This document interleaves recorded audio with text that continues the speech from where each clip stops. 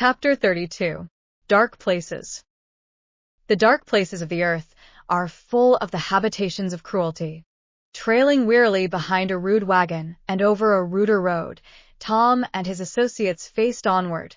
In the wagon was seated Simon Legree, and the two women, still fettered together, were stowed away with some baggage in the back part of it, and the whole company were seeking Legree's plantation, which lay a good distance off. It was a wild, forsaken road, now winding through dreary pine barrens, where the wind whispered mournfully, and now over log causeways, through long cypress swamps, the doleful trees rising out of the slimy, spongy ground, hung with long wreaths of funeral black moss, while ever and anon the loathsome form of the moccasin snake might be seen sliding among broken stumps and shattered branches that lay here and there, rotting in the water. It is disconsolate enough, this riding, to the stranger, who, with well-filled pocket and well-appointed horse, threads the lonely way on some errand of business, but wilder, drearier, to the man enthralled, whom every weary step bears. Further from all that man loves and prays for, one should have thought, that witnessed the sunken and dejected expression on those dark faces, the wistful, patient weariness with which those sad eyes rested on object after object that passed them in their sad journey. Simon rode on, however, apparently well pleased, occasionally pulling away at a flask of spirit, which he kept in his pocket. "I say, you," he said, as he turned back and caught a glance at the dispirited faces behind him. "Strike up a song, boys. Come?" The men looked at each other, and the "come" was repeated, with a smart crack of the whip which the driver carried in his hands. Tom began a Methodist hymn, "Jerusalem, my happy home, name ever dear to me. When shall my sorrows have an end? Thy joys when shall?" To Jerusalem, my happy home, anonymous hymn dating from the latter part of the 16th century, sung to the tune of Street Stephen. Words derived from St. Augustine's Meditations. "Shut up, you black cuss," roared Legree. "Did ye think I wanted any o' your infernal old Methodism? I say, tune up, now, something real rowdy. Quick!" One of the other men struck up one of those unmeaning songs common among the slaves. "Mas ar seed me cachacoon. Hi, boys, hi!" he laughed to split. "D'ye see the moon? Ho! Ho! Ho! Boys, ho! Ho! Yo! Hi! Oh!" The singer appeared to make up the song to his own pleasure, generally hitting on rhyme, without much attempt at reason, and the party took up the chorus at intervals. "Ho! Ho! Ho! Boys, ho! Hi-yo! Hi-oh!" It was sung very boisterously and with a forced attempt at merriment, but no wail of despair, no words of impassioned prayer, could have had such a depth of woe in them as the wild notes of the chorus.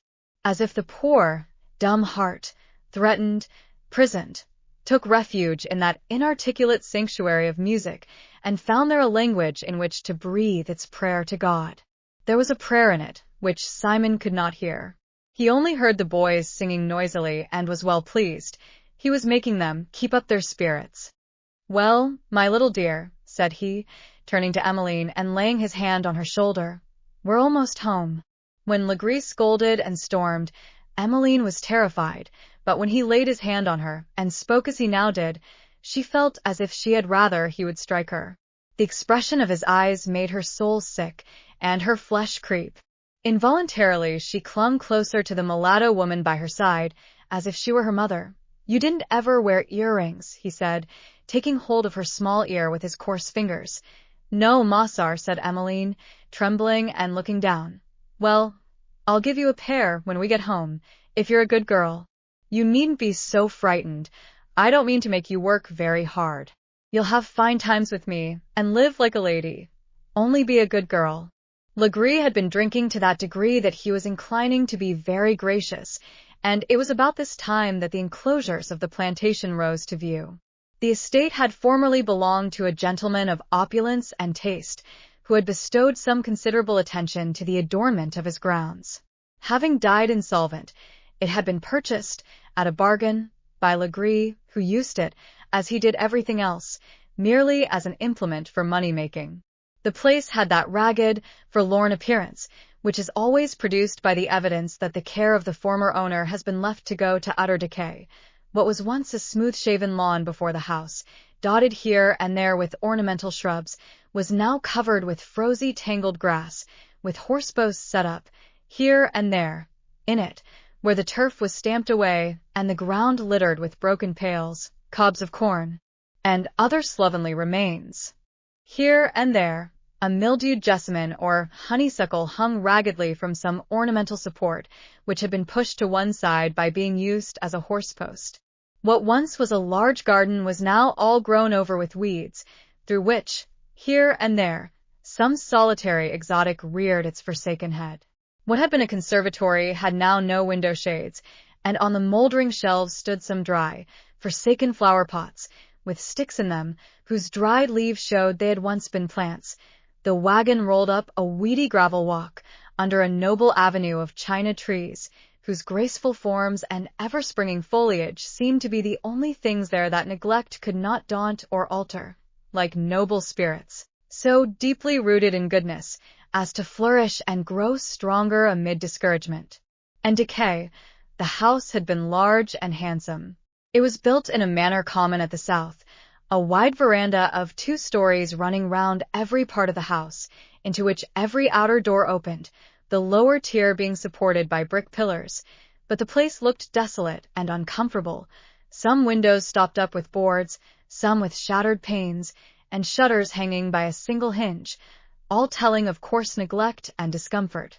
Bits of board, straw, old decayed barrels and boxes garnished the ground in all directions, and 3 or 4 ferocious-looking dogs, roused by the sound of the wagon wheels, came tearing out, and were with difficulty restrained from laying hold of Tom and his companions by the effort of the ragged servants who came after them. "Ye see what ye'd get," said Legree, caressing the dogs with grim satisfaction, and turning to Tom and his companions. "Ye see what ye'd get if ye try to run off. These here dogs has been raised to track niggers, and they just as soon chaw one on ye up as eat their supper. So, mind theirself." "How now, Sambo," he said, to a ragged fellow, without any brim to his hat, who was officious in his attentions. "How have things been going?" "Fust rate, nay, sir." "Quimbo," said Legree to another, who was making zealous demonstrations to attract his attention, "ye minded what I telled ye?" "Guess he did, didn't he?" These 2 colored men were the 2 principal hands on the plantation. Legree had trained them in savageness and brutality as systematically as he had his bulldogs, and, by long practice in hardness and cruelty, brought their whole nature to about the same range of capacities. It is a common remark, and one that is thought to militate strongly against the character of the race, that the Negro overseer is always more tyrannical and cruel than the white one. This is simply saying that the Negro mind has been more crushed and debased than the white. It is no more true of this race than of every oppressed race, the world over. The slave is always a tyrant, if he can get a chance to be one. Legree, like some potentates we read of in history, governed his plantation by a sort of resolution of forces. Sambo and Quimbo cordially hated each other. The plantation hands, one and all, cordially hated them, and by playing off one against another, he was pretty sure, through one or the other of the 3 parties, to get informed of whatever was on foot in the place. Nobody can live entirely without social intercourse, and Legree encouraged his 2 black satellites to a kind of coarse familiarity with him, a familiarity, however, at any moment liable to get one or the other of them into trouble, for, on the slightest provocation, one of them always stood ready, at a nod, to be a minister of his vengeance on the other. As they stood there now by Legree, they seemed an apt illustration of the fact that brutal men are lower even than animals. Their coarse, dark, heavy features, their great eyes, rolling enviously on each other, their barbarous, guttural, half-brute intonation, their dilapidated garments fluttering in the wind, were all in admirable keeping with the vile and unwholesome character of everything about the place. "Here, you Sambo," said Legree, "take these yer boys down to the quarters, and here's a gal I've got for you," said he, as he separated the mulatto woman from Emmeline and pushed her towards him. "I promised to bring you one, you know." The woman gave a start, and drawing back, said suddenly, "Oh, Mossar, I left my old man in New Orleans. What of that, you? Won't you want one here? None. Oh, your words. Go long, said Legree, raising his whip. Come, mistress, he said to Emmeline. You go in here with me. A dark, wild face was seen, for a moment, to glance at the window of the house, and as Legree opened the door, a female voice said something, in a quick, imperative tone. Tom, who was looking with anxious interest after Emmeline as she went in, noticed this, and heard Legree answer, angrily, You may hold your tongue. I'll do as I please for all you. Tom heard no more, for he was soon following Sambo to the quarters. The quarters was a little sort of street of rude shanties in a row in a part of the plantation far off from the house. They had a forlorn, brutal, forsaken air. Tom's heart sunk when he saw them. He had been comforting himself with the thought of a cottage, rude, indeed, but one which he might make neat and quiet, and where he might have a shelf for his Bible, and a place to be alone out of his laboring hours. He looked into several. They were mere rude shells, destitute of any species of furniture, except a heap of straw, foul with dirt, spread confusedly over the floor, which was merely the bare ground, trodden hard by the tramping of innumerable feet. Which of these will be mine? Said he, to Sambo, submissively. Dunno, can turn in here, I suppose, said Sambo. Specs thar's room for another thar. Thar's a pretty smart heap o' niggers to each on 'em. Now, sure, I dunno what I es to do with more.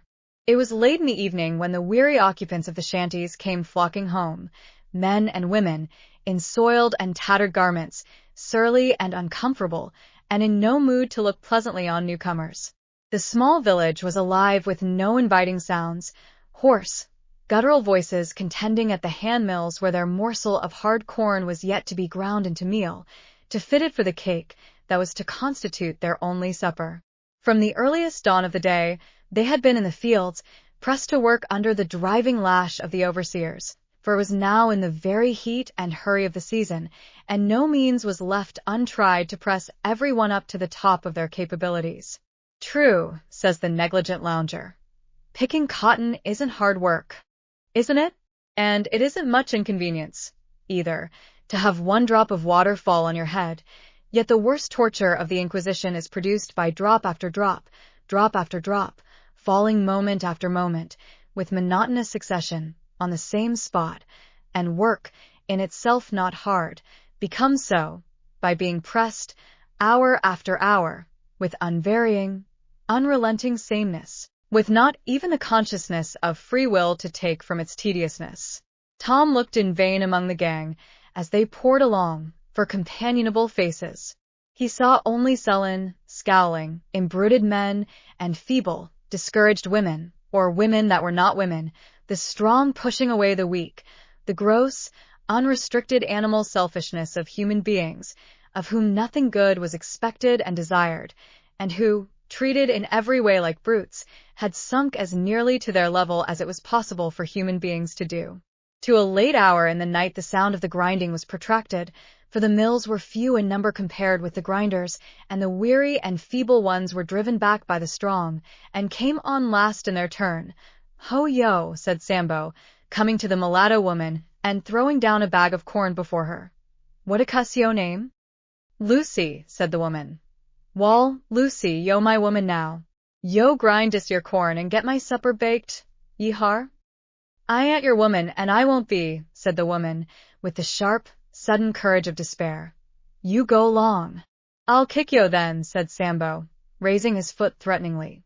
Ye may kill me if ye choose, the sooner the better. Wished I was dead, said she. I say, Sambo, you go to spile in the hands, I'll tell Mossar o' you, said Quimbo, who was busy at the mill, from which he had viciously driven 2 or 3 tired women who were waiting to grind their corn. And I'll tell him you won't let the women come to the mills. Yo old nigger, said Sambo. Yo jes keep to yo own row. Tom was hungry with his day's journey, and almost faint for want of food. Thar yo, said Quimbo, throwing down a coarse bag, which contained a peck of corn.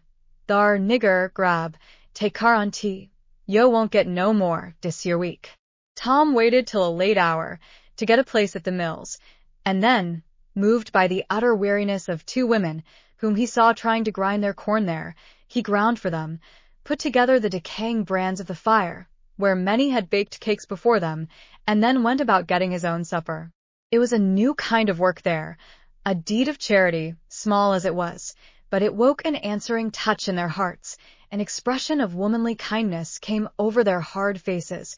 They mixed his cake for him, and tended its baking, and Tom sat down by the light of the fire and drew out his Bible, for he had need for comfort. "What's that?" said one of the women. "A Bible," said Tom. "Good Lord! Ha'n't seen un since I was in Kentuck." "Was you raised in Kentuck?" said Tom with interest. "Yes, and well raised, too. Never 'spect to come to dis year," said the woman, sighing. "What's dat AR book, anyway?" said the other woman. "Why, the Bible." "Laws o' me! What's dat?" said the woman. "Do tell." "You never hearn on tea?" said the other woman. "I used to har Missus a-readin' on tea sometimes in Kentuck, but laws o' me, we don't har nothin' here but crackin' and swearin'." "Read a piece, anyways," said the first woman, curiously, seeing Tom attentively poring over it. Tom read, "Come unto me, all ye that labor and are heavy laden, and I will give you rest." "Them's good words enough," said the woman. "Who says 'em?" "The Lord," said Tom. "I just wish I knowed whar to find him," said the woman. "I would go, 'pears like I never should get rested again. My flesh is fairly sore, and I tremble all over every day, and Sambo's allers a-jawin' at me, 'cause I doesn't pick faster. And nights it's most midnight, for I can get my supper, and den 'pears like I don't turn over and shut my eyes, for I hear de horn blow to get up, and at it agin into mornin'. If I knew whar de Lord was, I'd tell him." "He's here, he's everywhere," said Tom. "Lor, you ain't gwine to make me believe dat AR." "I know de Lord ain't here," said the woman. "'Tain't no use talking, though. I's just gwine to camp down, and sleep while I can."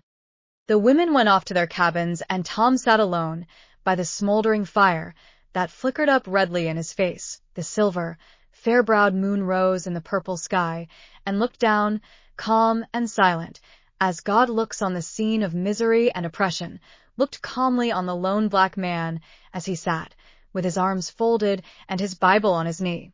Is God here? How is it possible for the untaught heart to keep its faith, unswerving, in the face of dire misrule and palpable, unrebuked injustice?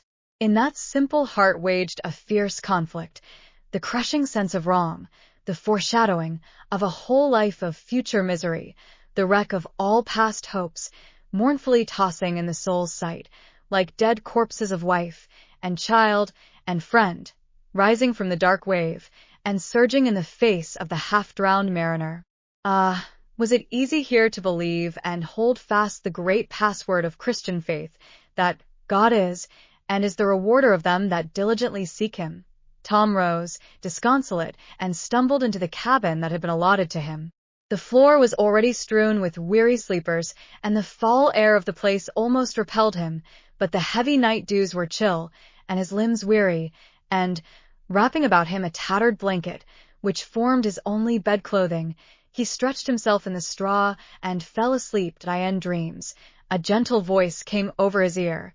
He was sitting on the mossy seat in the garden by Lake Pontchartrain, and Eva, with her serious eyes bent downward, was reading to him from the Bible, and he heard her read, "When thou passest through the waters, I will be with thee, and the rivers they shall not overflow thee. When thou walkest through the fire, thou shalt not be burned, neither shall the flame kindle upon thee. For I am the Lord thy God, the Holy One of Israel, thy Savior." Gradually the words seemed to melt and fade, as in a divine music. The child raised her deep eyes and fixed them lovingly on him, and rays of warmth and comfort seemed to go from them to his heart, and, as if wafted on the music, she seemed to rise on shining wings, from which flakes and spangles of gold fell off like stars, and she was gone. Tom woke. Was it a dream? Let it pass for one. But who shall say that that sweet young spirit, which in life so yearned to comfort and console the distressed, was forbidden of God to assume this ministry after death? It is a beautiful belief that ever round our head are hovering, on angel wings, the spirits of the dead.